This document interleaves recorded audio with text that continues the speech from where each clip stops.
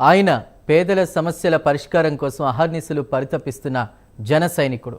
నిత్యం జనం మధ్య ఉండే ఆయనకు సమస్య ఉందని చెప్తే చాలు దానిని పరిష్కరించే వరకు వదలరు. దీంతో ఆయన దృష్టికి సమస్య వచ్చిందంటే చాలు దానికి పరిష్కారం ఖచ్చితంగా దొరుకుతుందనే భరోసా జనంది. అందుకే ఆయన ఎక్కడికి వెళితే అక్కడకు ప్రజలు తమ సమస్యలను చెప్పుకోవడానికి తరలి వెళ్తున్నారు. డిప్యూటీ సీఎం పవన్ కళ్యాణ్ చెవిలో తమ సమస్య పడితే చాలు అనుకుంటున్నారు. జనం మెచ్చిన జన సైనికుడు తమ కష్టం తీర్చగానే చేతులెత్తి ఆయనకు దండం పెడుతున్నారు. ఇందుకు ఉదాహరణే విశాఖలోని ఓ దీనురాలి గాథ.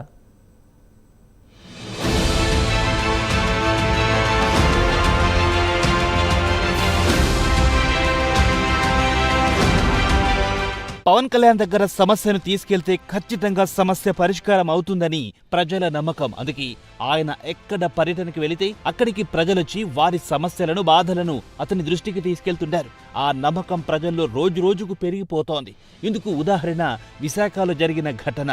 డిప్యూటీ సీఎం పవన్ కళ్యాణ్ గురువారం విశాఖ పర్యటనకు వెళ్లారు. ఆయన ఎయిర్పోర్ట్ నుంచి బయటకు వస్తున్న సమయంలో ఓ మహిళ, "సార్, పవన్ కళ్యాణ్ గారు, నా సమస్య పరిష్కరించండి" అంటూ కేకలు వేసింది. అది విన్న డిప్యూటీ సీఎం పవన్ కళ్యాణ్ వెంటనే వెనక్కొచ్చి ఆ మహిళ దగ్గరికి వెళ్లారు. ఆమె వద్ద ఉన్న వినతి పత్రం తీసుకుని సమస్య పరిష్కారానికి చర్యలు తీసుకోవాలని సిబ్బందిని ఆదేశించారు. ఆ దృశ్యాన్ని చూసిన ఎయిర్పోర్ట్లోని ప్రయాణికులంతా సంతోషం వ్యక్తం చేశారు.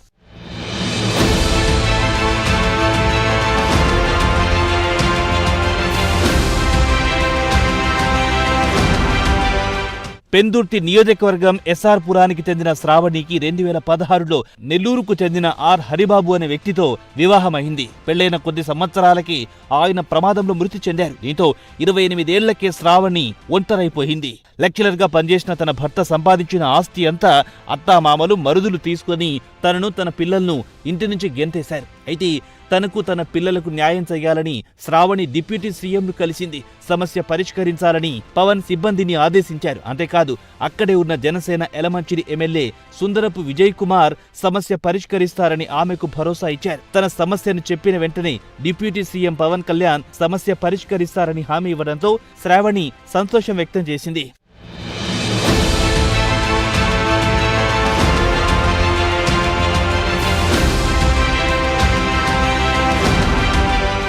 తన భర్త చనిపోయిన తర్వాత తనను తన పిల్లల్ని చూసుకోవాల్సిన అత్తమామలు తనను ఇంటి నుంచి గెంటేసి తన ఆస్తి మొత్తాన్ని అనుభవిస్తున్నారని శ్రావణి ప్రైమ్ 9 న్యూస్ వద్ద వాపోయింది.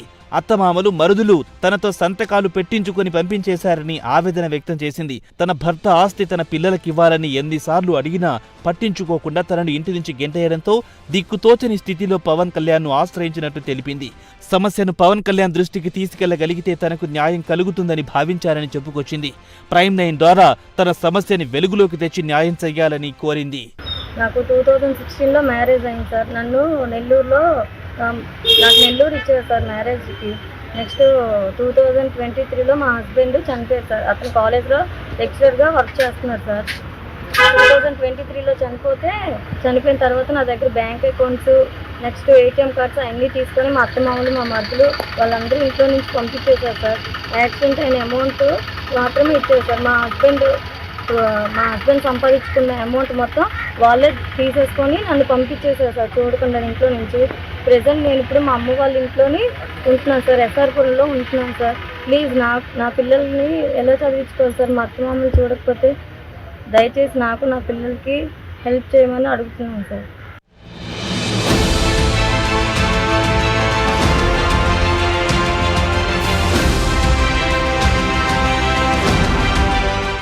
డిప్యూటీ సీఎం పవన్ కళ్యాణ్ ప్రజా సమస్యలను పరిష్కరించడంలో ముందుంటారనే నమ్మకం ప్రజల్లో రోజు రోజుకు పెరిగిపోతోంది.